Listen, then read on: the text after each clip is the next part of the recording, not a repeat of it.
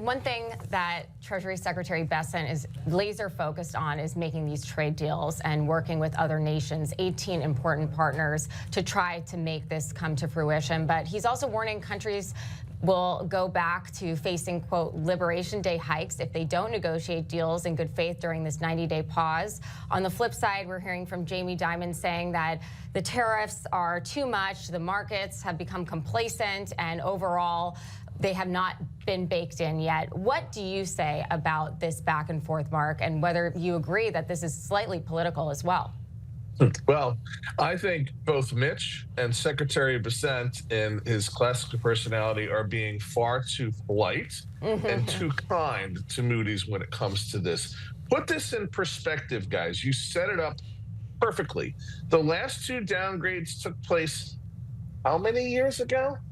Where is the news in this story as it relates to Moody's saying our debt's at this level, the debt service is at that level? Look, is this level of the national debt a problem and something we have to get into control? Absolutely. Is this politically motivated? Absolutely. And let's not forget, these are the guys that if you gave them enough money during the financial crisis would put an A rating on a ham sandwich and paid $900 million to the SEC for the ridiculously reckless conduct. And very much, I point to the rating agencies, Moody's in particular, I'm calling you out right now, in particular for their conduct in what led to the financial crisis. Yesterday morning, I said the markets would shrug this off.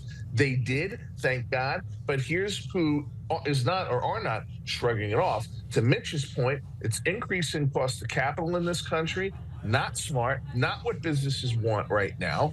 And number two, I don't know if anybody else noticed, but mortgage rates ticked back over a 7 handle yesterday on this news. So thank you very much to everybody in the home buying market, Moody's. Makes a hell of a lot of sense. These guys have no credibility, and I'm glad that the markets are treating it for the time being without giving them any credibility, because they do not deserve it. The other thing I'll point out is April, we reported for the first time in a long time, guess what, guys? A $265 billion budget surplus in the federal government.